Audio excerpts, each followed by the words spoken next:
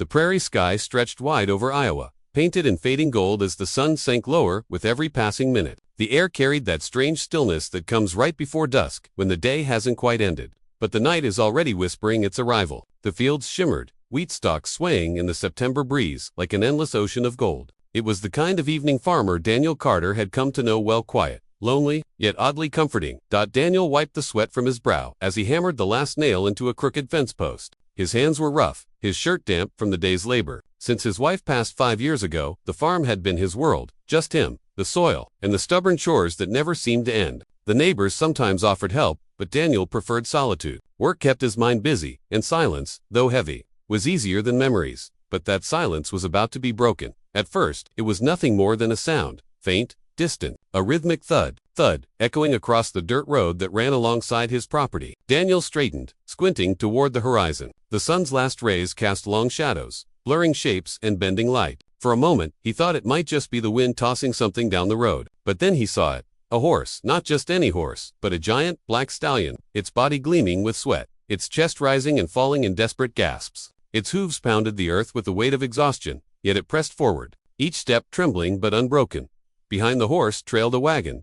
It was massive, far too heavy for one animal to haul alone. The wooden frame groaned under unseen weight, its wheels dragging deep ruts into the dirt. Chains clinked with every lurch, and the sound of wood under strain filled the air. There was no rider on the wagon, no farmer walking beside it, no whip-cracking commands. The horse moved as though compelled by something invisible, something urgent. Daniel froze, his calloused hands gripping the fence rail. His heart gave a strange jolt, half fear, half wonder. He had lived in this valley all his life, seen countless horses pulling plows, wagons, and carriages, but never like this. Never a beast so massive, so wide-eyed, hauling alone with such tortured strength. The stallion stumbled for a moment, nearly collapsing to its knees before catching itself, muscles quivering. Its eyes shone white with strain, foam gathered at its mouth, yet it refused to stop. It pressed forward down the road, dragging the enormous wagon as though something inside demanded it. Daniel's breath quickened. He took a step closer, then stopped. The air felt heavier now, charged with something unexplainable. The wagon wasn't just heavy with weight, it felt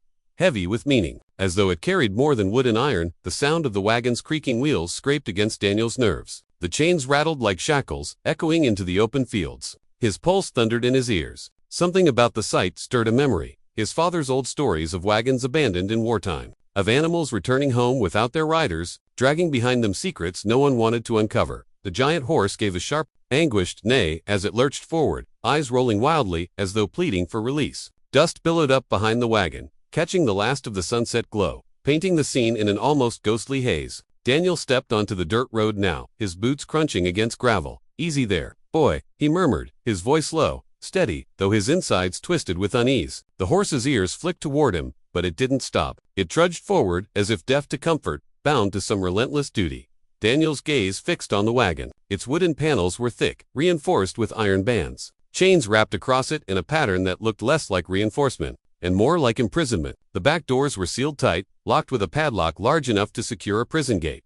A chill raced up his spine. What in God's name was this beast carrying? And, why alone? The silence of the prairie was gone now. In its place came the endless groaning of the wagon, the strained breaths of the horse, and the hammering of Daniel's heart. The evening no longer felt calm. It felt watched. It felt haunted. And in that moment, as the last of the sun dipped below the horizon, Daniel Carter knew one thing with absolute certainty. Whatever was inside that wagon was not ordinary cargo. It was a burden heavy enough to break a horse, yet this one carried it still, alone. The horse's hooves struck the ground like war drums as it pulled the monstrous wagon closer to Daniel's fence line. Dust swirled in the air, and the smell of sweat and iron drifted across the road. Daniel's pulse raced. He couldn't tear his eyes away. Something inside that wagon called to him, not with sound, but with a weight, a pressure, as if the very air around it was charged.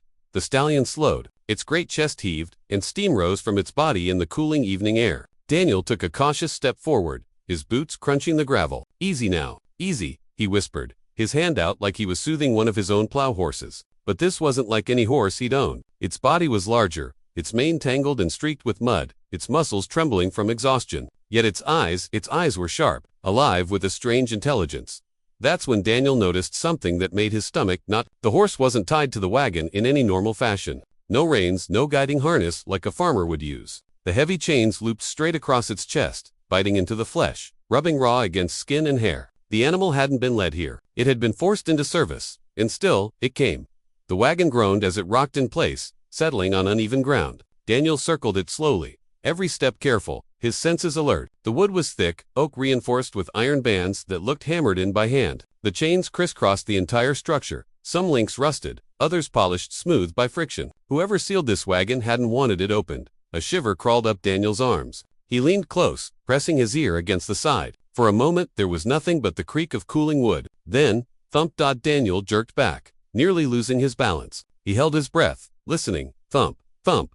Soft, muffled, rhythmic like fists against wood, or a heartbeat trapped in a coffin. His throat went dry. Daniel staggered a step back, eyes fixed on the wagon. It wasn't just heavy with cargo. Something was alive in there. The stallion snorted hard, pawing the dirt with one massive hoof as though urging him to act. Its eyes darted toward the locked doors and then back at Daniel, like it was trying to communicate. The sight chilled him. Horses didn't plead. Horses didn't beg. Yet this one seemed desperate, almost human in its need.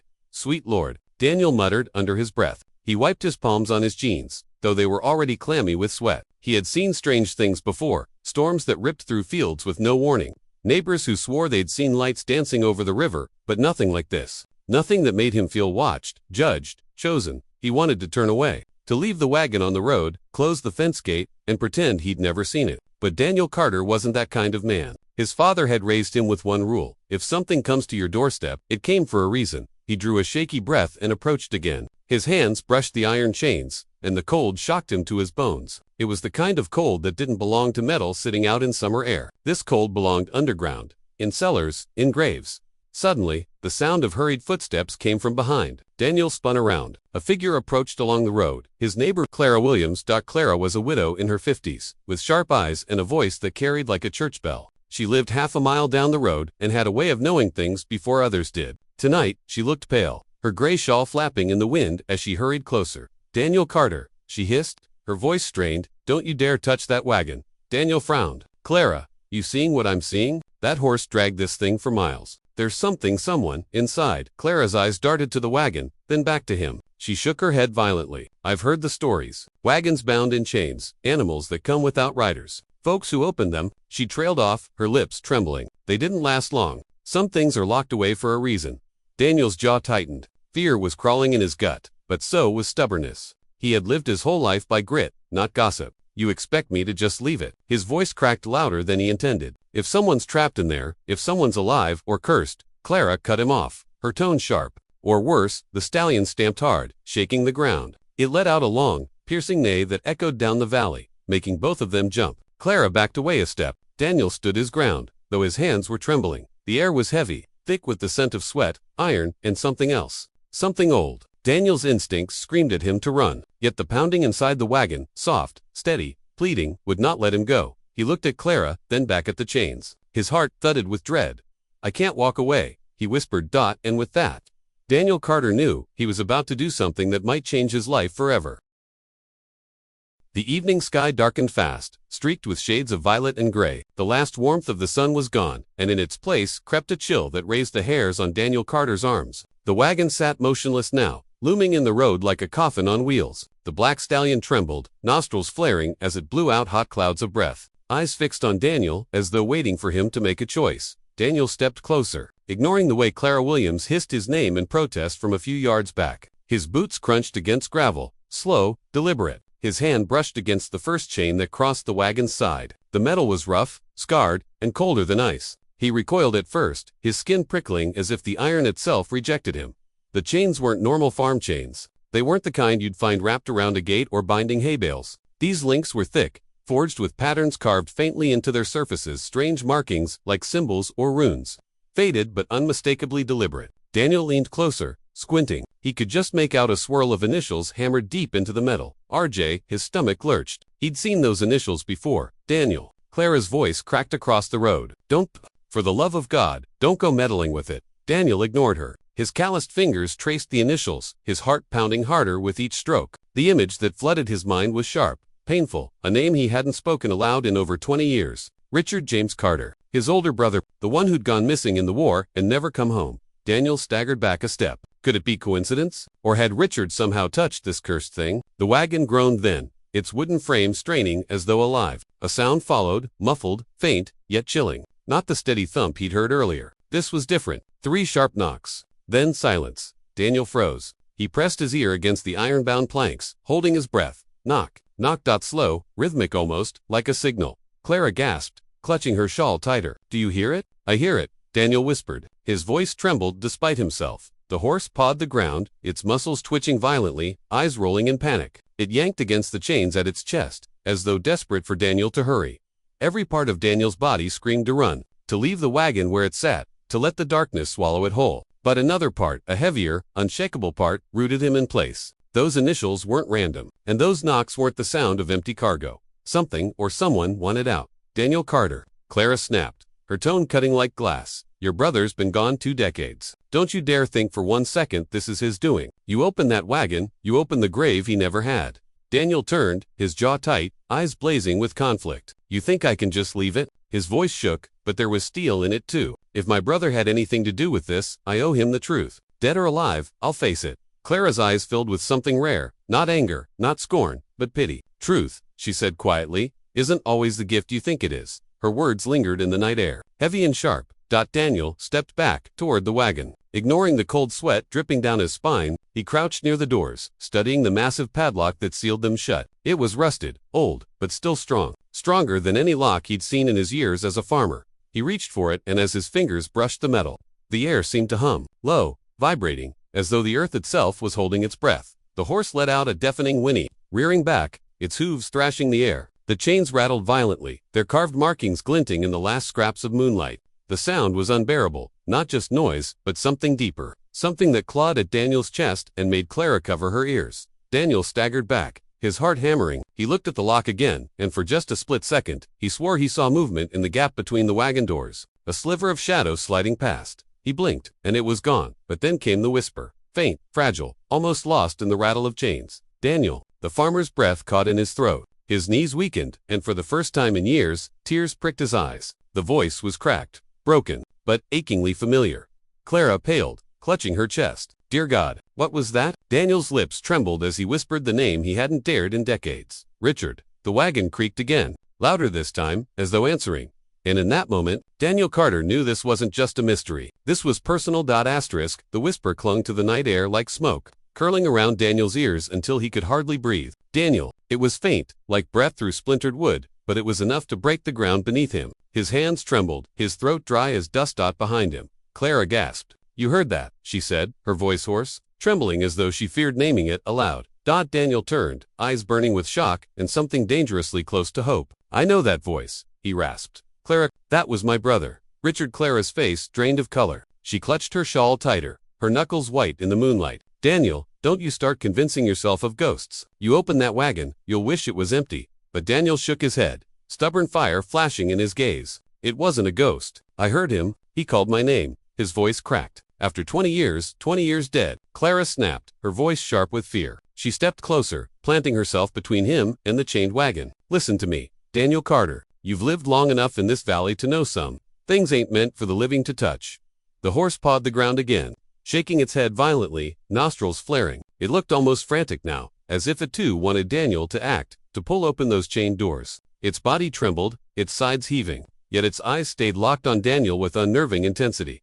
Daniel's voice softened, aching. You knew him too, Clara. You knew Richard. You knew what kind of man he was. If he left something behind, if he's in there. Clara cut him off, her tone trembling between fury and desperation. And what if it's not him? What if whatever's inside wears his voice like a mask? Evil has tricks, Daniel. It knows how to get you to open the door. Daniel.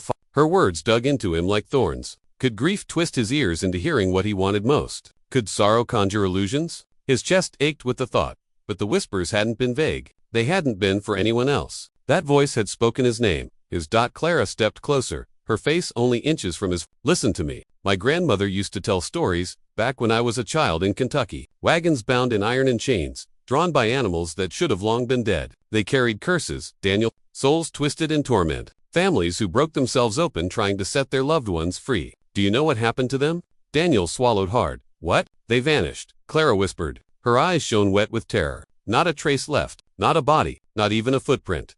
The words sank into the night like stones into a still pond, rippling through Daniel's chest. He stared back at the wagon, his heart caught between dread and longing. The padlock glimmered faintly in the moonlight, daring him to try. Clara, he muttered, his voice breaking. I can't just turn away. If there's even the smallest chance. She grabbed his arm suddenly, her grip surprisingly strong. Daniel Carter, you open that wagon, you'll lose more than you've already lost. You'll lose yourself. The horse let out a shrill cry, jerking against the chains, its hooves striking sparks against the stones. Both of them jumped. Clara crossed herself quickly, muttering under her breath. Daniel stood frozen, sweat dripping down his temple. The air felt different now, heavy, pressing, every sound magnified. The creak of the wagon, the pant of the horse, the faint rattle of chains that seemed to move on their own. Daniel's mind swirled. Was Clara right? Or was he standing one step away from the truth his heart had been starved for? Clara's voice broke through his thoughts, softer this time, almost pleading. Please, Daniel, don't let grief blind you. Some doors, once opened, never close again. Daniel looked at her, at the fear in her eyes, at the certainty that whatever was inside was not meant for him, or for anyone. Then he looked back at the wagon, those cruel chains glinting in the night.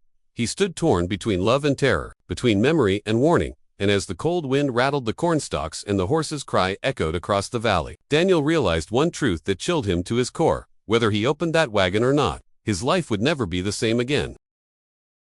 The moon hung high now, casting silver light over the wheat fields, sharpening every shadow into something sinister. The wagon loomed in the road, its iron chains glinting like a cage forged in some otherworldly furnace. The black stallion shifted nervously, sweat pouring off its massive frame, as if it knew the moment had come. Daniel Carter stood before the doors, his body tense, his chest heaving. His brother's voice still rang in his ears, faint, broken, yet undeniably familiar. He could almost feel Richard's hand on his shoulder, the way he had when they were boys. But Clara's words echoed just as strong. Some doors, once opened, never close again. Daniel's jaw tightened. His entire life had been built on duty to his farm, to his family, to the land his father left him. He had buried his wife, shouldered loneliness, and endured the silence of a missing brother. If there was even a chance Richard had sent this wagon, if the whispers were more than tricks, then he couldn't turn away. He bent down, examining the padlock again. The iron was old, the surface pitted and scarred, but it still clung to the chains like a guardian unwilling to yield. Daniel wrapped his hand around it, feeling the unnatural cold seep into his palm. His skin prickled, his breath caught in his throat,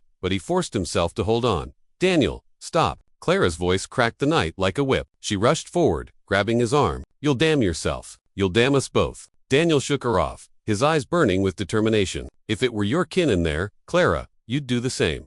Clara's lips trembled. For the first time since she'd arrived, she said nothing. She only shook her head, her eyes glistening with sorrow. Daniel pulled a crowbar from where it leaned against his fence. His knuckles tightened around it, the metal cold in his grip. He wedged the bar against the padlock, his muscles straining. The lock groaned, resisting, as though it too wanted to keep its secrets buried.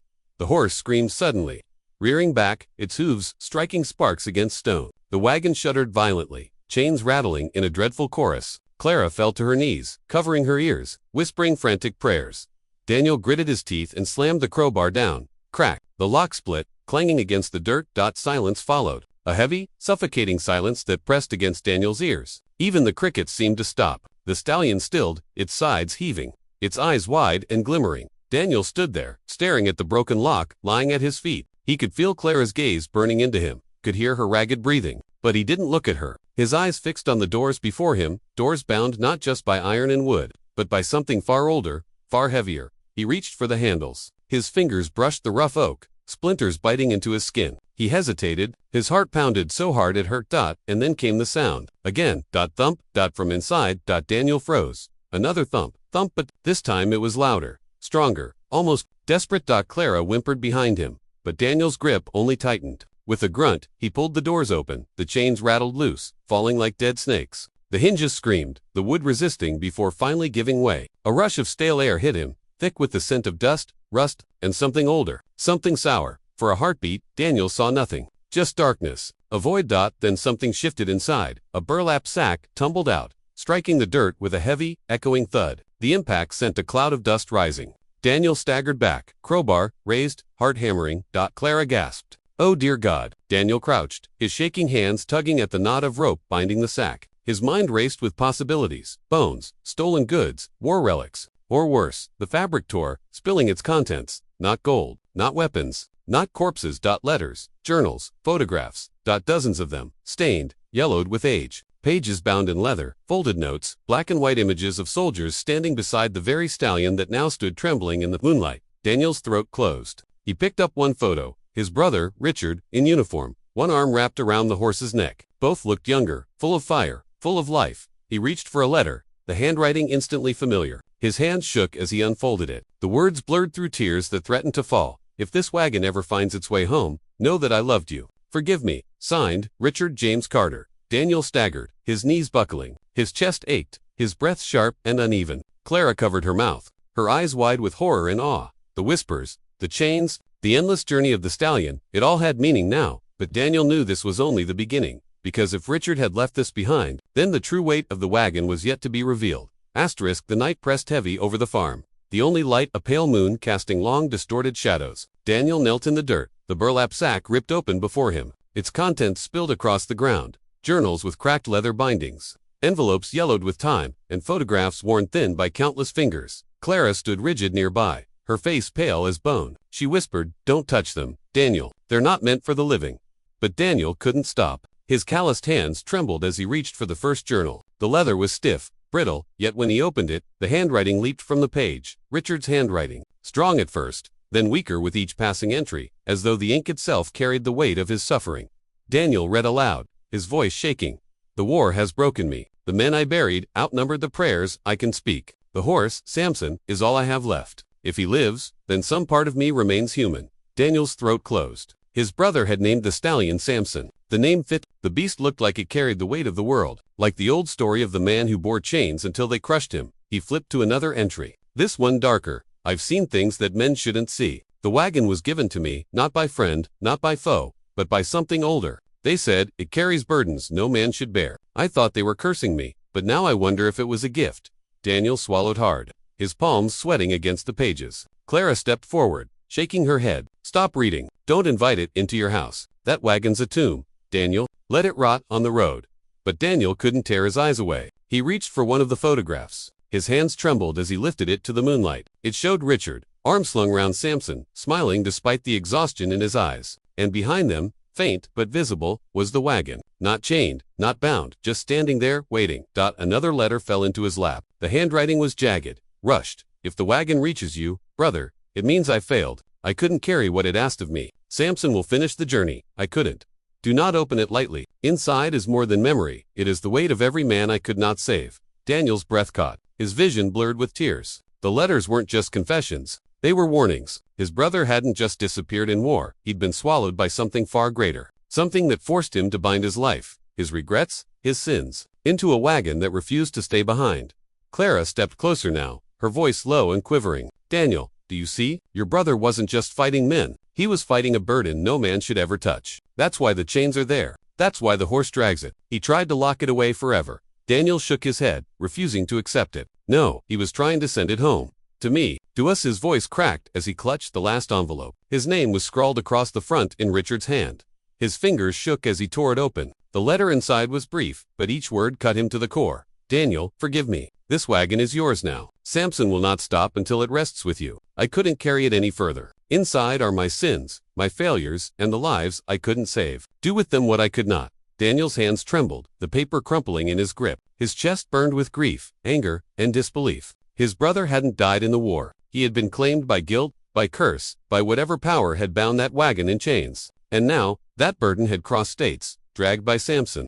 To rest on Daniel's doorstep, the stallion stomped the earth, letting out a low, mournful cry that carried across the fields like a funeral hymn. Clara clutched her shawl tighter, tears welling in her eyes. "He passed it to you, Daniel, not as a gift, as a curse." Daniel looked back at the journals, the photos, the letters spread out in the dirt. Each one felt heavier than iron, as though the words themselves carried the weight of the dead. He closed his eyes, whispering hoarsely, "Brother, why me?" The only answer was the rattling of the chains still hanging from the wagon, swaying gently in the night breeze. The wind shifted, carrying the smell of iron and damp earth. Daniel stood in the yard, the letters still clenched in his trembling hand, while Samson, the massive horse, snorted clouds of steam into the moonlit air. The wagon loomed behind it like a black coffin on wheels, silent but alive, as though listening. Clara wiped her eyes and stepped closer, her voice low but sharp. "Daniel, you have to burn it. Burn the wagon. Burn the papers. Burn it all before it roots itself here. That's how these things work. They take hold if you hesitate."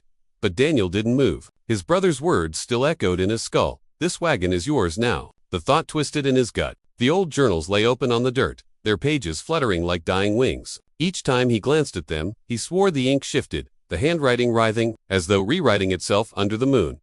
"I can't burn him," Daniel whispered, his voice hoarse. "These aren't just words, Clara, it's Richard's life, his soul. If I destroy them, it's like erasing him." Clara grabbed his arm, forcing him to meet her tear-bright eyes. "And if you keep them, it'll erase you."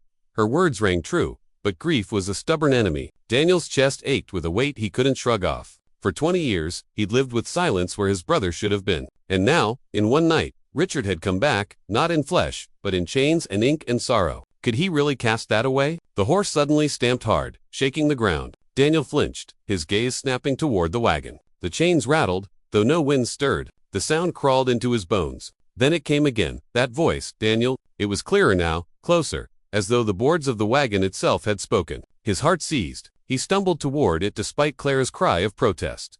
"Richard," Daniel's voice cracked, raw with desperate hope. He pressed his hand against the cold wood. His skin prickled. For a heartbeat, he felt warmth, the way he remembered his brother's hand felt when they'd clasped wrists as boys. Clara's scream shattered the moment. "Daniel, no!" She yanked him back just as the chain jerked violently, snapping taut like something inside had pulled. The wagon groaned, wood splitting slightly, as though straining to open. Daniel staggered, staring wide-eyed. His breath came in ragged gasps. "He's in there. I swear to God, Clara, he's in there." Clara's voice broke, shaking with terror. "That's not him. That's the wagon talking with his voice. It's bait, Daniel. Don't you see? It wants you to open it." But the pull was too strong. Daniel dropped to his knees, clutching one of the journals tight to his chest. His mind raced. The words on the pages seemed to whisper, dozens of voices overlapping, crying, pleading. Faces from the photographs seemed to shimmer in the corner of his vision. Soldiers, gaunt and hollow-eyed, staring at him as though begging for release.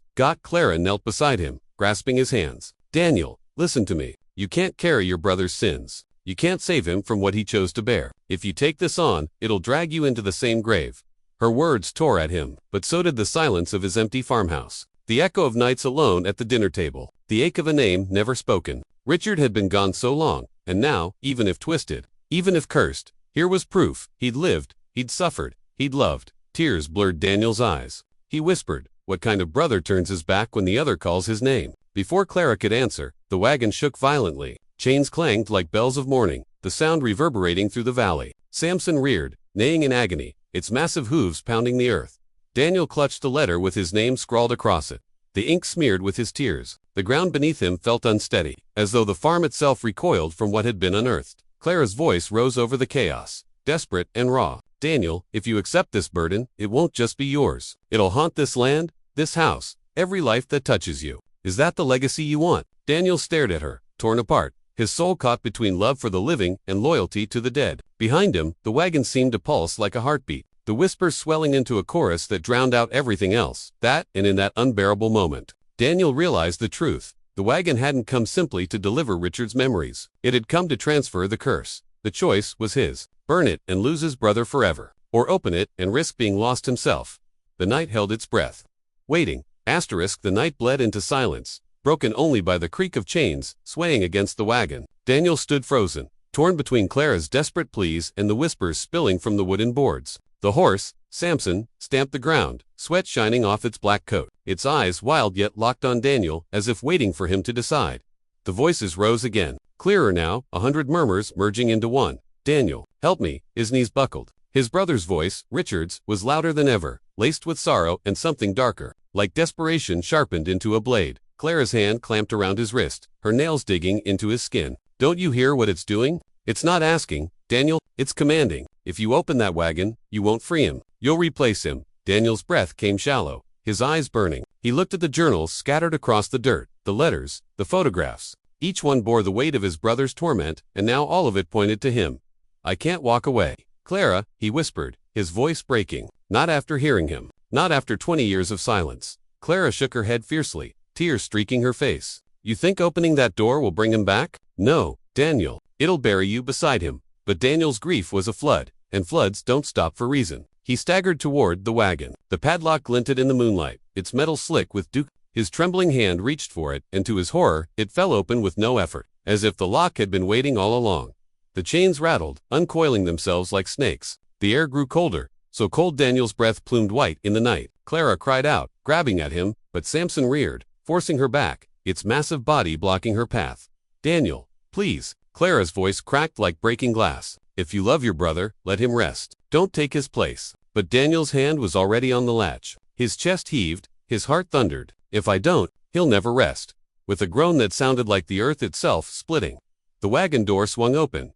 Darkness spilled out, not the absence of light, but a living shadow, thick and writhing. The air filled with the stench of smoke, iron, and blood. Faces flickered in the blackness. Gaunt soldiers, hollow eyes, mouths stretched in endless screams. Their hands clawed, reaching, desperate to be free. And at the center of it, Richard, or what was left of him. His face was pale, his body bound in spectral chains that cut into his flesh, but his eyes still burned with the brother Daniel remembered. Daniel, he rasped. His voice carried on the wind of 100 tortured cries. It's yours now. Take it, let me go. Daniel's heart shattered. His brother wasn't asking for rescue. He was begging for release, even if it meant damning Daniel in his place.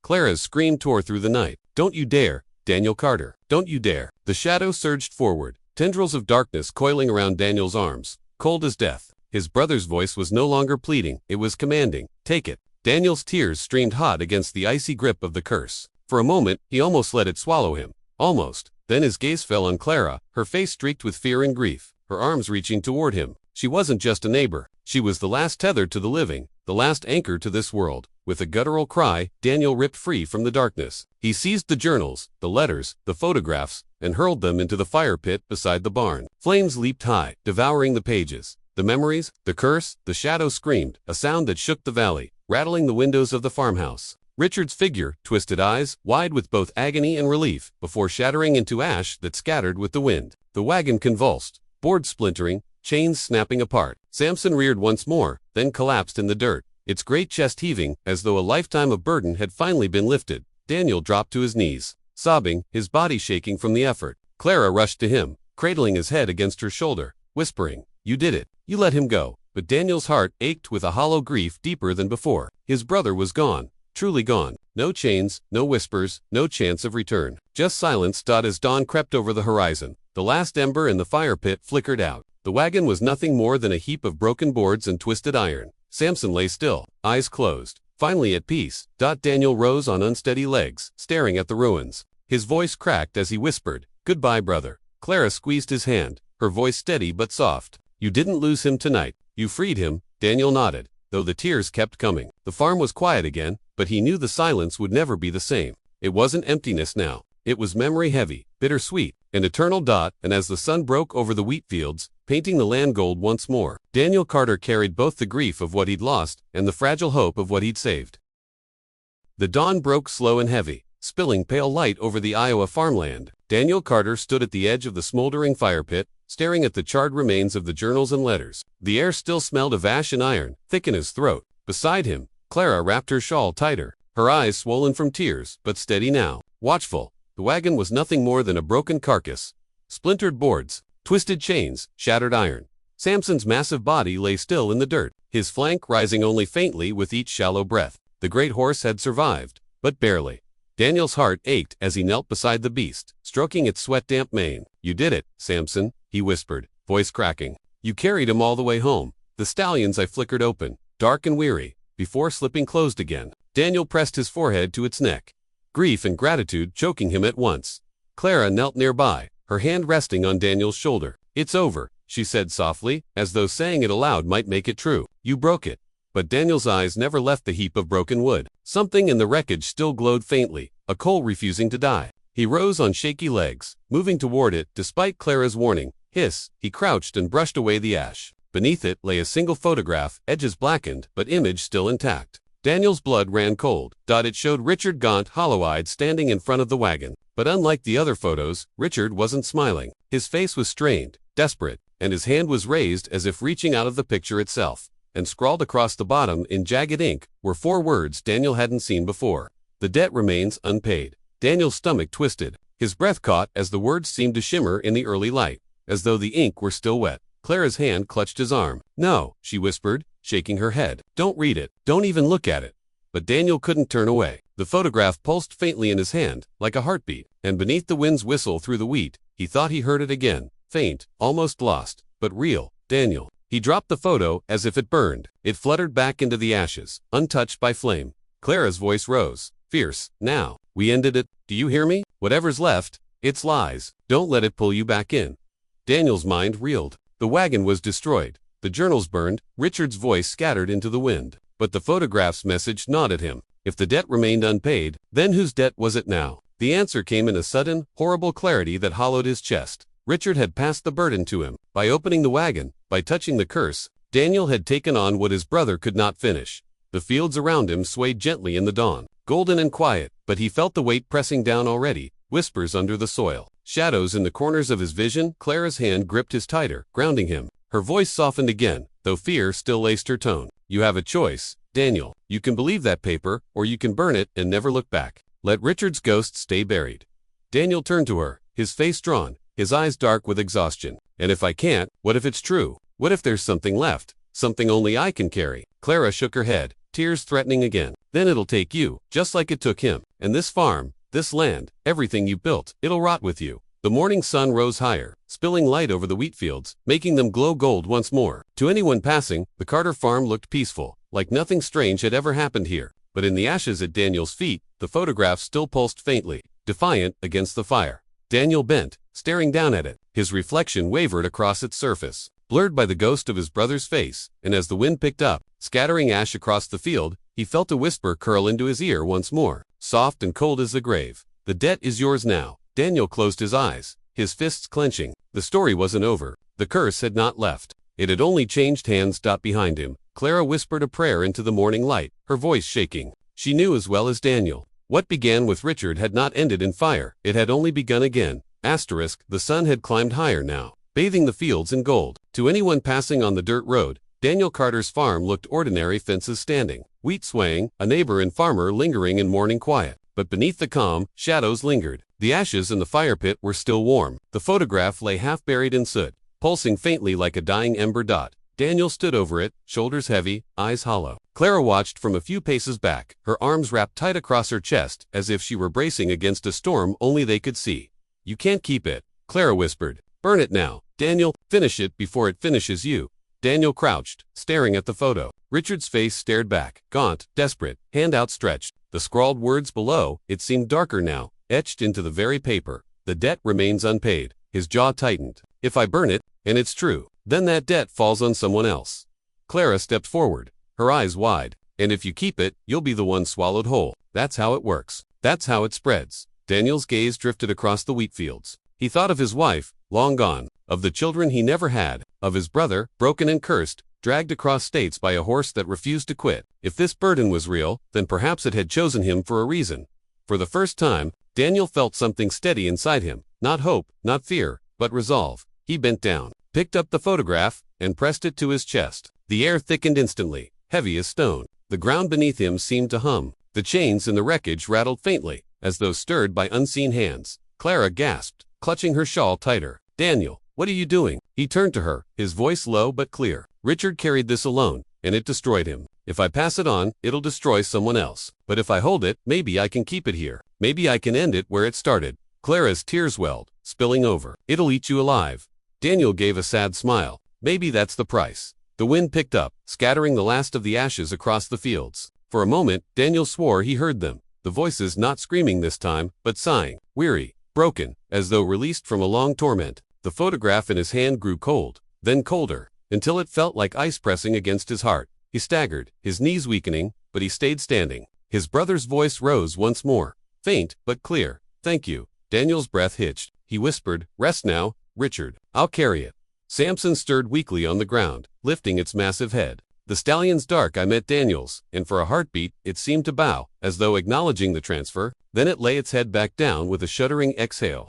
Finally, at peace, Clara rushed forward, gripping Daniel's arm, shaking him. Don't do this. Don't let it take you. We can find another way. But Daniel only placed his free hand gently over hers. There is no other way. Clara, some debts don't get paid with fire. They get paid with flesh and soul. Her sobs broke through the morning air, raw and desperate. But Daniel stood firm, the photograph pressed tight to his chest, his face set like stone. The whispers faded into silence. The pulsing stopped. The photograph turned brittle in his grip, disintegrating into dust that scattered on the wind. And with it, the last echo of Richard Carter vanished.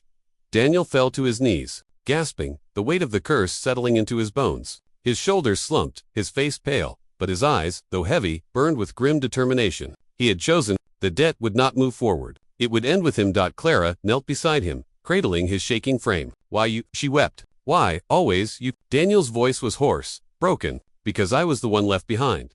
The sun rose higher, flooding the fields with light. The farm looked whole again, but its master had changed. Daniel Carter was no longer just a farmer. He was a keeper of a burden no one else could see. A man who had bound himself to silence and shadow so his brother could rest. As the morning breeze swept across the land, Clara held him close, her prayers whispering into the golden air. And though the farm stood quiet, one truth would linger for the rest of Daniel's days. The wagon had not taken him. He had taken the wagon. And with that choice, the Carter farm became both sanctuary and prison, a place where love, sacrifice, and curse intertwined forever.